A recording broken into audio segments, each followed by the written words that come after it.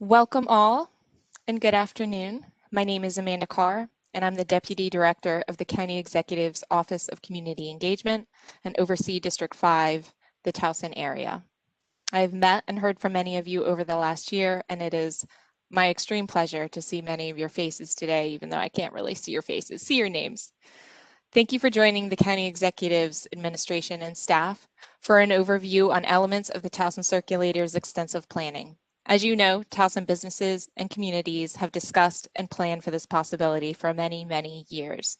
So it is our pleasure and with great excitement that we present this to the public today.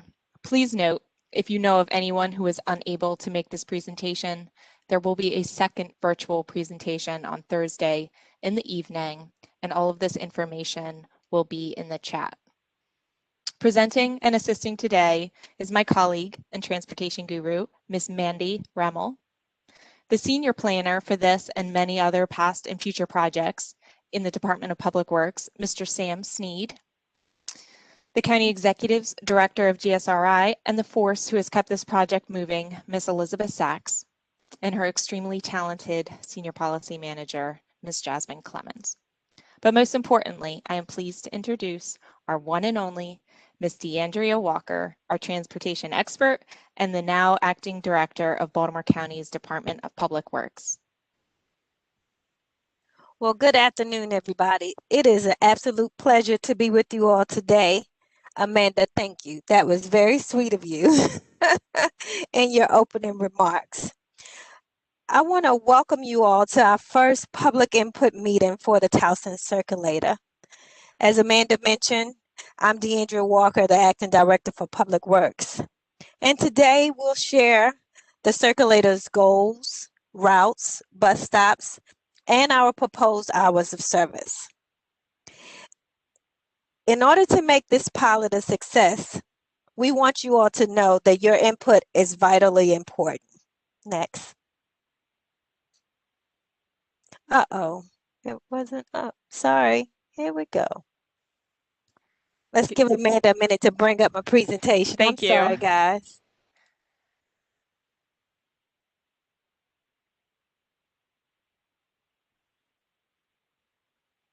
Can you all see it? We can see it now. Great. So I just did an opening to share with you today on our goals and our vision for the Circulator. Okay, so we'll stay here for a minute, Amanda. For several years, residents have asked for improved connections between Towson's core destinations, our hospitals, our main attractions, the malls, our grocery stores, and our universities. Our market analysis specifically told us that jobs in the downtown area and the York Road corridor have increased since 2015 by about 9%. Based on the market analysis and the updated feasibility report and our residents' feedback, it was strongly suggested that we consider putting out a circulator in the core Towson area. We can go to the next.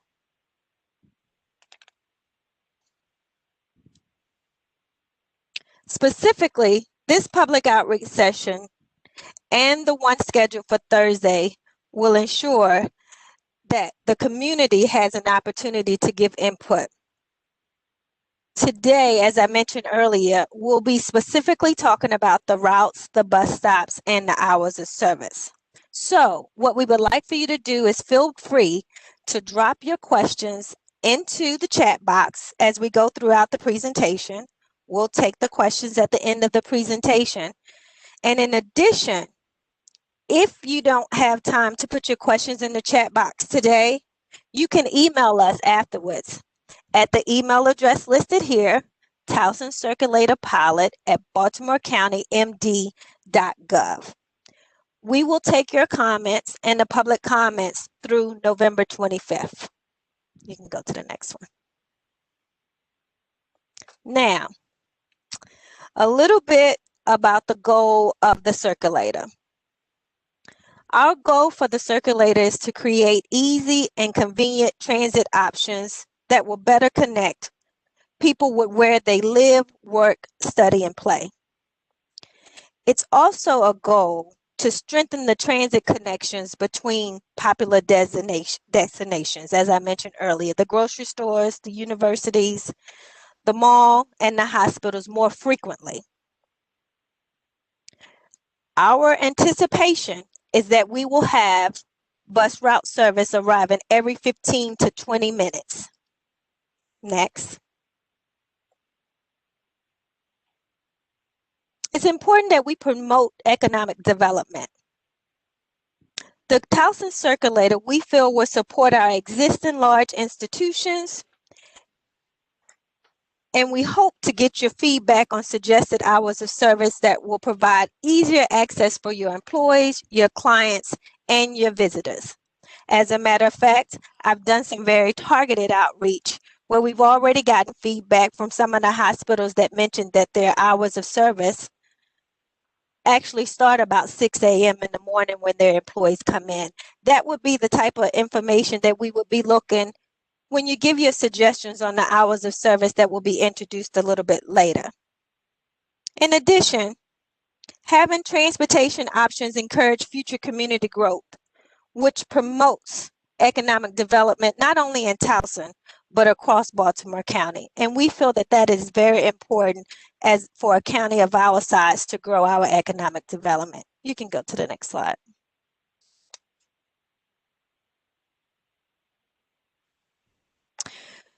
We have taken the approach that we want to strengthen the overall transit service.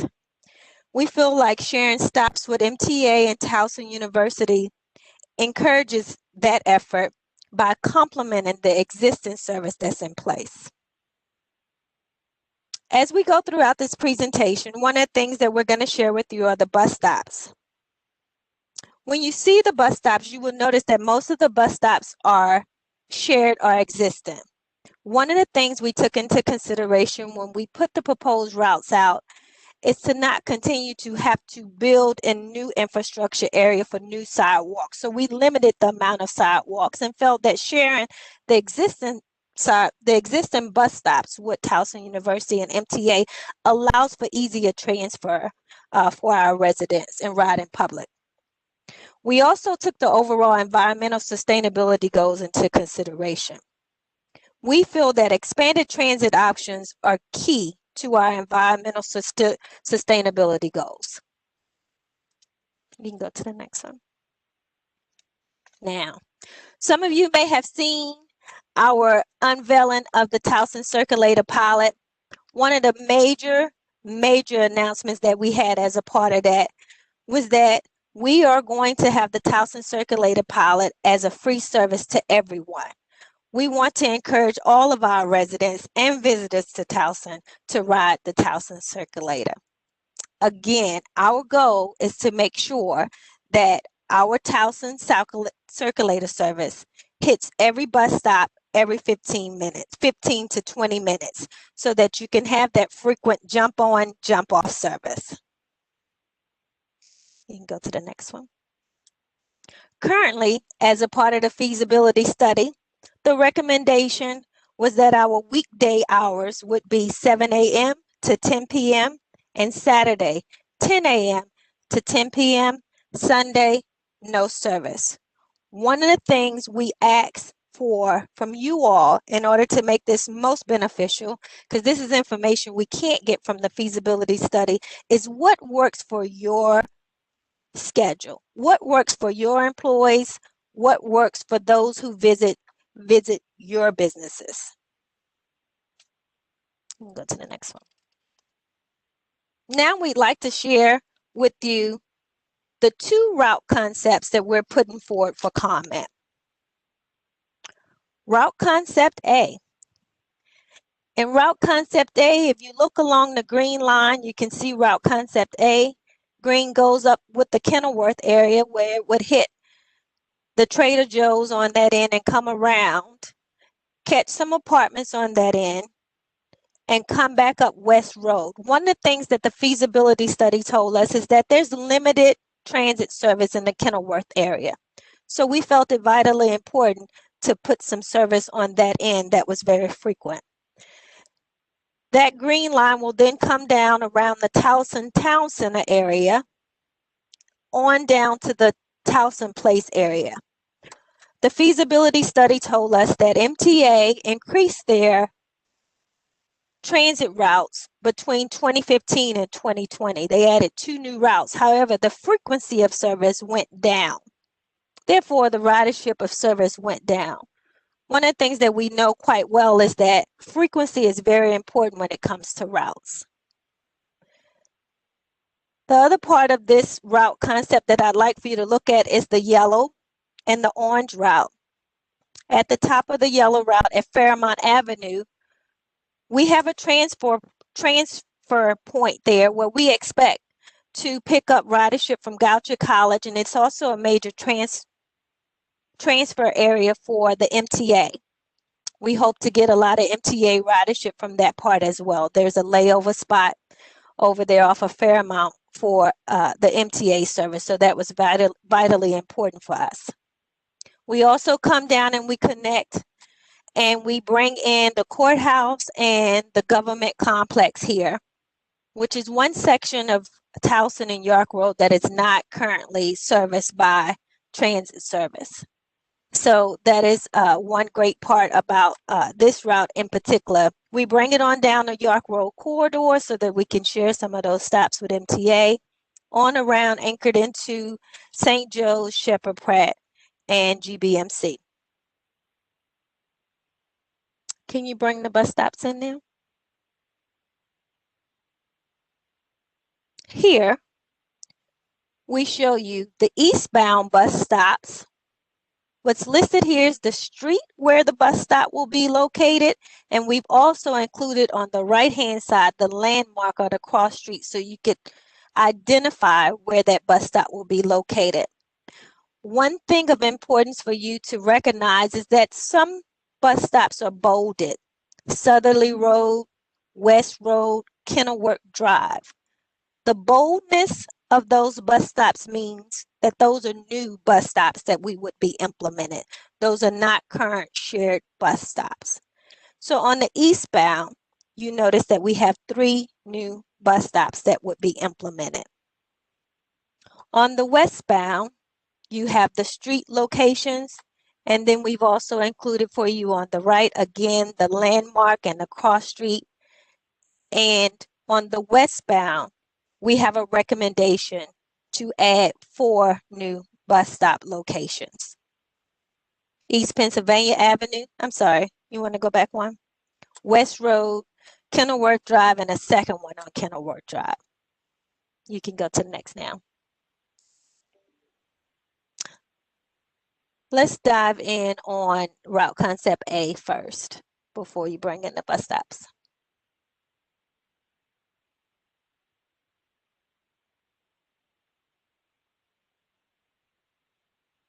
Go to B.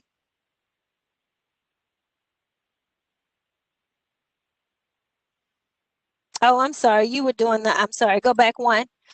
We didn't do I apologize. We didn't do the north and southbound.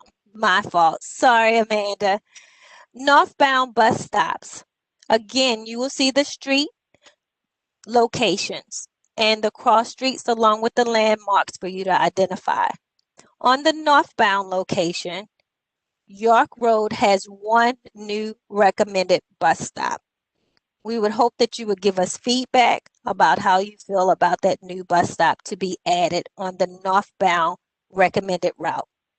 On the southbound bus stop routes, you have your streets listed, and we have 3 new recommended bus stops: Fairmount Avenue, Campus View Drive, and Prince Road.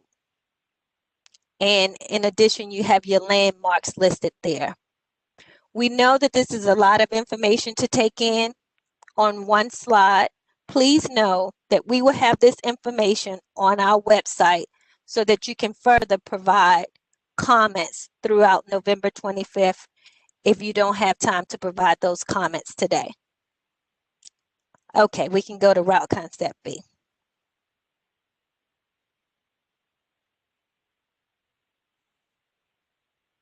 Here we have route concept B.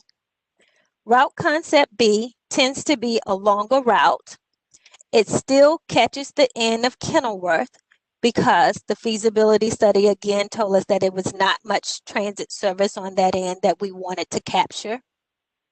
It catches the Kenilworth area, and then it comes down, catches that Fairmount area so that we can get the Goucher College and that transfer over in the corner with the MTA transfers coming in and out of the county. And then it comes down to York Road. However, this one being different from the other one does not encompass the government center and the courthouses. However, it comes down York Road, not as far because it does not include St. Joe, but it does go over the Towson campus, around Shepherd Pratt, and has a terminus at the end there. This one is a longer, but it was also considered one that was feasible to implement as well. We can include the bus stops. Northbound bus stops for Route Concept B. You'll notice that we have 4 new bus stops included on the northbound route of Concept B: Southerly Road, West Road, Kenilworth Drive, and Kenilworth Drive. On the southbound, we have our bus stops listed with 3 new bus stops: Kenilworth Drive, West Road, Campus View Drive. What's important to note is that typically when you're going northbound, you typically have a bus stop on the southbound as well so that people can transfer from one to the other. So that's why you'll see some new bus stops in similar locations.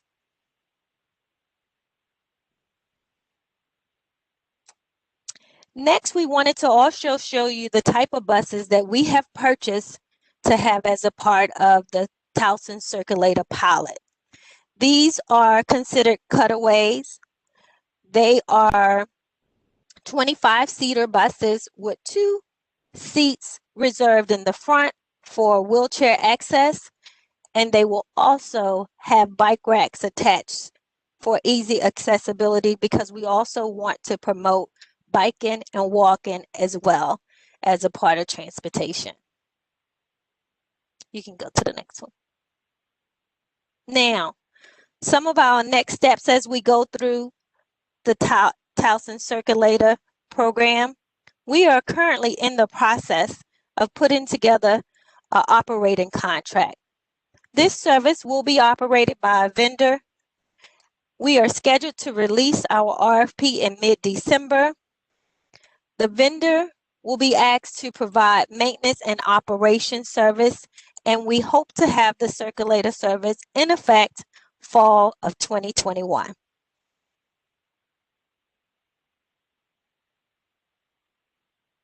With that, that was a very high level of our bus stops, bus routes, and our hours of service.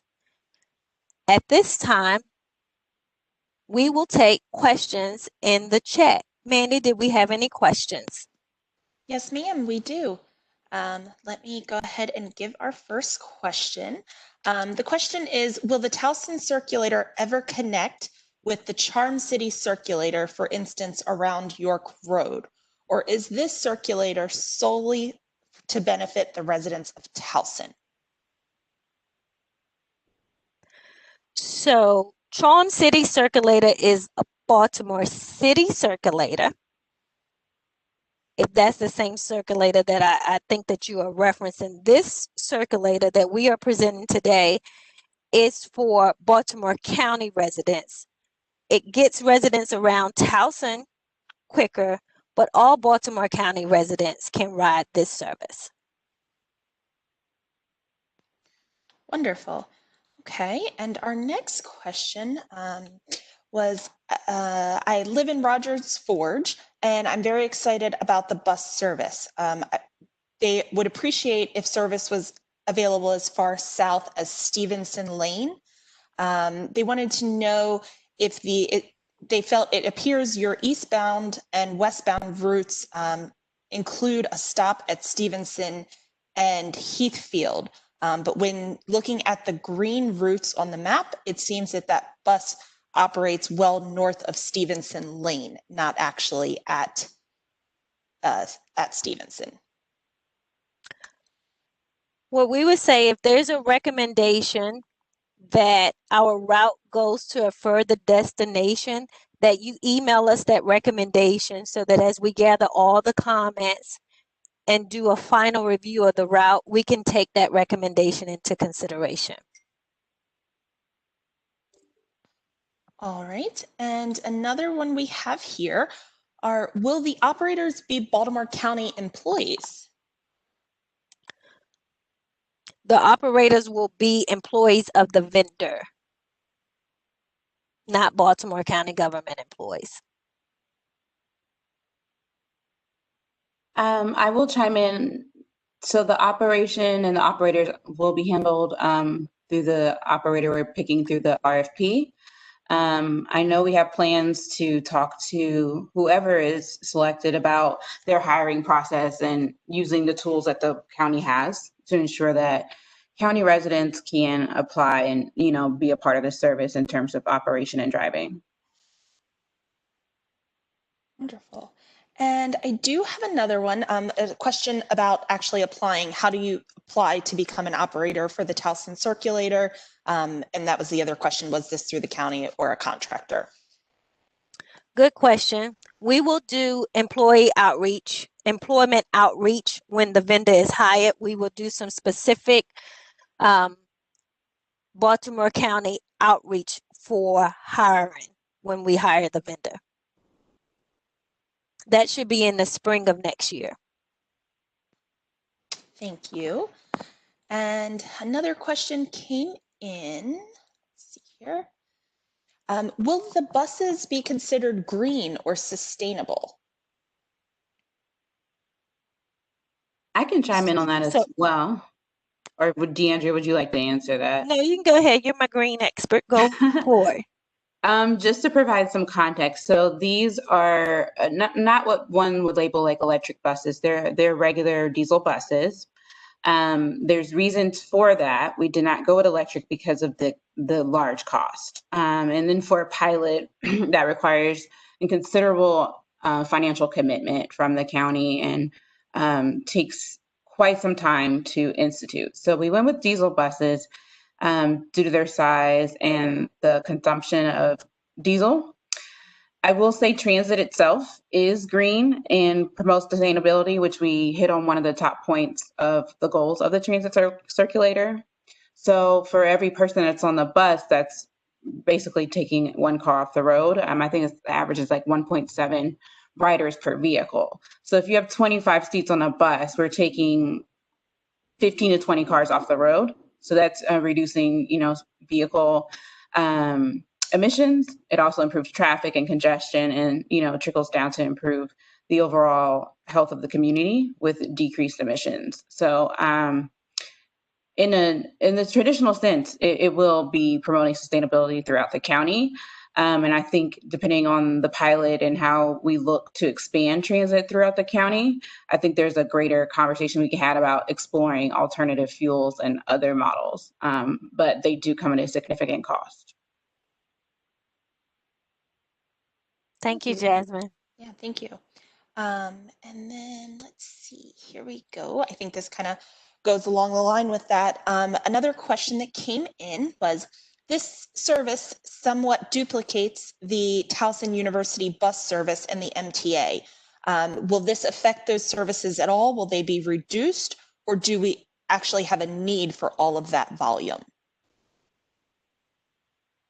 Well, again, we did the feasibility study to see if there was a market out there that where there was a need for more service. What makes us different in terms of the circulator from the MTA service or the Towson service is the frequency of the service we anticipate providing. And we think that that is something that was wanted, that was needed in the area, and that will be vital to the community, the frequency of the service and the hours of service that it provides, where we found that there was a void for late night service and weekend service.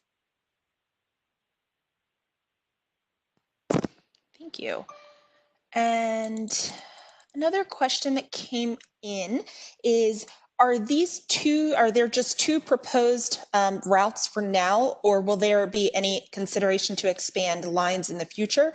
And I know you had stated if they had any specific recommendations to definitely send those in through the email. But just from your perspective, do you foresee any additional routes or any changes? Right. So we're definitely open to the suggestions about the routes that are on the table currently. And just so that we all know, the county executive has asked us to do a transit development plan, which we are in the process of doing that now. That transit development plan gives us a 5-year outlook, more of a longer term outlook on what the transit needs are for Baltimore County. Based on that transit development plan, we will build some alternatives in there and some recommendations to see where it is also feasible to deliver other options. But at this time, our focus is on the pilot for the Towson Circulator. But we are forward thinking and we are looking to the future to see what other options are out there and what other alternatives we could offer up to the county executive for other areas within Baltimore County. Thank you. And another that came in is, if the case that COVID is still an issue, is the county prepared to make sure that the bus services are clean and safe? Very good question. We've taken that into consideration. One of the things that our residents will see is that we have shields that will be a part of this bus service. We are building a very detailed deep cleaning process into making sure that the buses are cleaned on regular intervals, and we are taking all that into consideration as it relates to COVID before we actually roll out the program. Some things that transit providers had not done before was had to think about deep cleaning on a much higher level. But because of the pandemic we're in now, we did take that into consideration when we placed an order for the buses in terms of the shields and the protection that we want and the type of leather that we wanted on the seats so that it was easily cleanable, and then the deep cleaning that we will require of the vendor as a part of this service. Wonderful, great answer, thank you.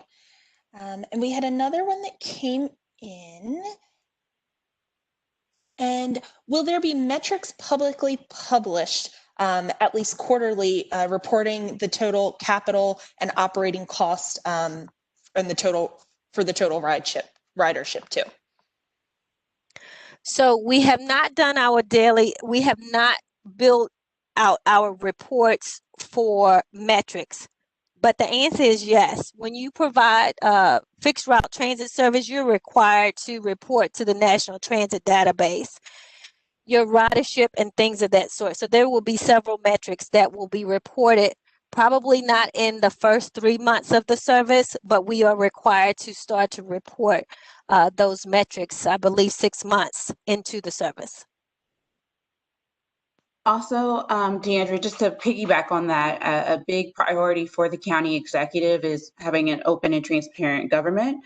So under GRSI, we have the BC Stat team, and as you all know, data-informed decision-making is really important to us. So there will be metrics that we will be defining, and as part of the open government, they'll be shared. I will take back the quarterly reporting suggestion because we haven't set a timetable yet, but just want to be clear to everyone that we definitely plan on sharing a lot of this information once we kick off and have it. And like Deandra said, there's a lot of reporting required federally, so we'll make sure we cover all those loops. And then another question that came through that I think a lot of people are wondering is, when will the bus routes actually be decided? Well, we are taking our public input through the end of November. We will have our final routes in place by the end of December.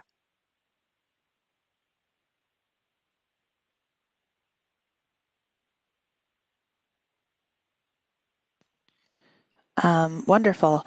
And here's a good question that just came in. What are the proposed colors will the circulator buses represent? What proposed colors will the circulator buses represent? We have not gotten to that part just yet, but if you have a suggestion, we are open to all comments and suggestions. Wonderful. We're getting some nice feedback in the chat, just to let you know, saying it's a pleasure to see this actually finally being implemented. So definitely a need. So thank you to the team for sure. And if there are any other questions, if you could drop those into the chat box, we can get them over to DeAndrea and the team. And while we wait for additional comments to come in, I would be remiss if I didn't turn it over to Elizabeth to provide comments before we actually wrap this up, because this was... Well, we have one more quick question. I Okay. did answer in the Q&A, but I think it'd be helpful for you to answer it. I just lost it. It was asking, how do we plan to pay for this service? Are we looking to real estate or tax increases? No tax increases to my knowledge. There's been no conversation about any tax increases whatsoever. We have applied for grants, federal grants and state grants to help us pay for this. We are also working with our anchor institutions as well to talk about how we will cover the cost of the circulator. We don't exactly have the hourly cost for the circulator just yet, but the county executive is committed to delivering the circulator program, pilot program, for 3 years.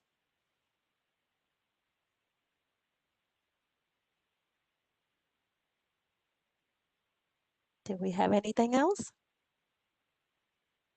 I think there was one that we may have missed about the occupancy for the service, for the buses. I'm scrolling up for it. I apologize. Yeah, I may have missed it in the chat, but I don't see it coming across my side. Yeah, it says, it's from Steve. So online it says a fleet of 12. So the buses are indicated as cutaways, not standard buses. And I noticed that you stated the maximum occupancy on the buses is a little smaller than first stated online, I believe. Are all the buses proposed cutaways? Yes, they are. But the difference in terms of the routes is that when you have it every 15 minutes, the reality is that you're going to have 4 or 5 buses on a route. So you could pick up 100 to 125 people an hour. And I would just like to jump in and thank Councilman Marks, who is on this call, for all of his hard work making this possible for us and being a champion for the community.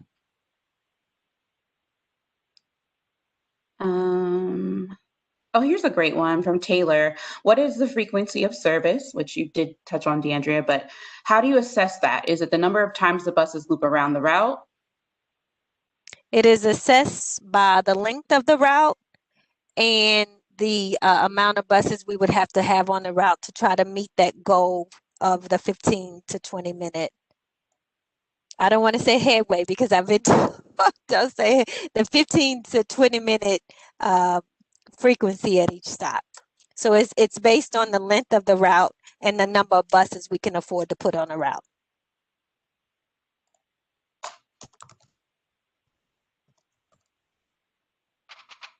And I think we already answered this about the outside vendor is to be chosen and how close we are to the decision. We will be issuing a request for proposals in mid-December. And we hope to award the contract in the spring of 21.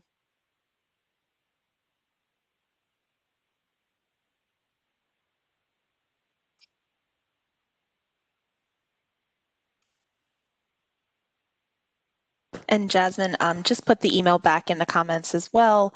So that way, if you have any additional comments or questions, or you'd like to propose a different route concept, route concept, you can do that as well. Mhm.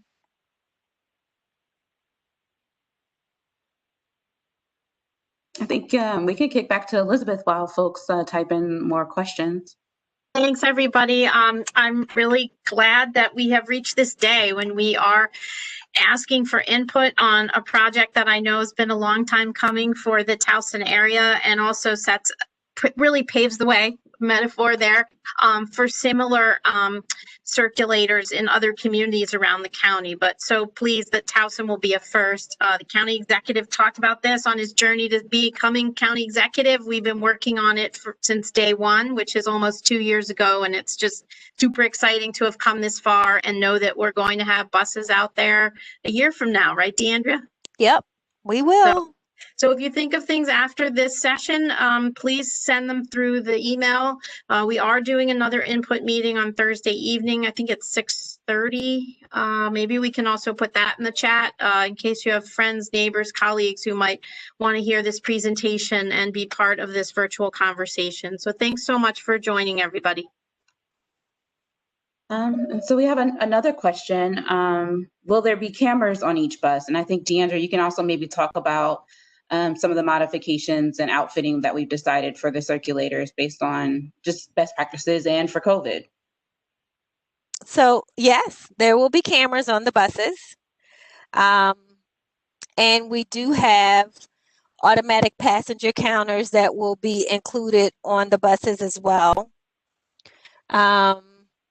So we have some very unique things that will be on the buses as we roll out. Typically in a pilot, these type of things you don't have. You do automatic passenger counting manually, but we want to have the information readily available at our fingertips as it relates to how many and where people are getting on and getting off. So that's some technology we'll have as a part of the new buses that will be rolling out.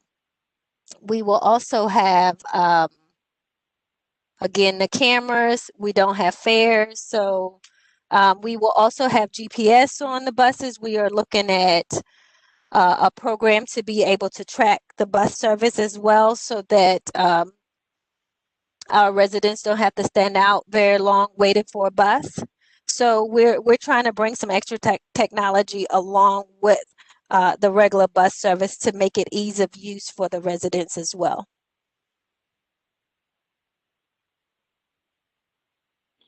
We'll also have special shields for the drivers for COVID, and we'll have bike racks on the buses as well.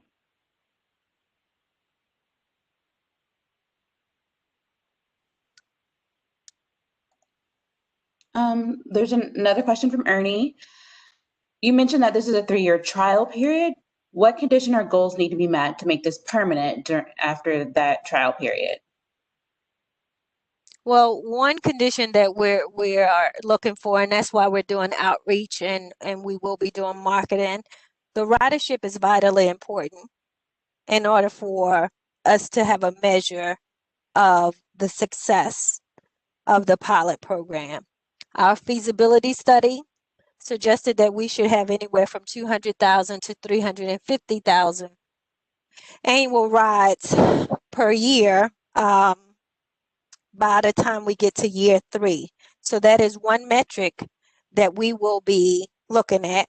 We'll also be looking at on-time performance because travel time is also important, because you want to be able to meet that 15 to 20 minute headway. So we'll be looking at on-time performance. We'll be looking at customer service. We'll be looking at ridership. So we'll be looking at several different metrics to make a decision as to the success of the program. And I'd also like to add, once the service starts, the public input still matters. We'll still be listening to the riders and, residents about things we could improve, and looking to other areas in the best practices for their circulators to make sure this really fits the community and really hits those goals of, connecting downtown Towson, the economic development, and, promoting transit in the area. So it won't be after Thursday, the last conversation. I think Andrea alluded to it in terms of branding and the name of the circulator. That's definitely going to take public input because we want the whole community to feel a part about this process because this circulator is for you all. And if you all don't love it, then, it kind of defeats the purpose of launching it. So input will always be vital to the service. Definitely. And I also would like to piggyback, because I think someone alluded to it in the chat, in terms of exploring other options throughout the county for transit. I think this will be an excellent data gathering exercise to see how, successful this is. Maybe it could be in other areas of the county. So it's not just focusing on the success of this pilot for Towson. It's for the county as a whole in terms of improvements that folks have been asking for.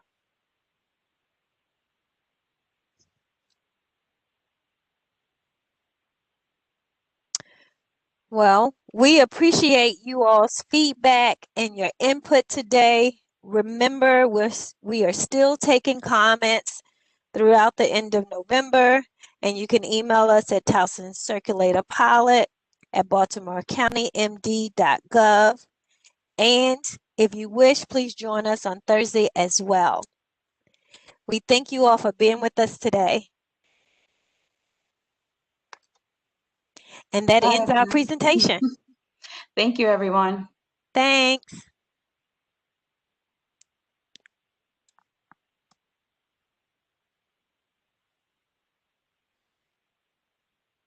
Oh.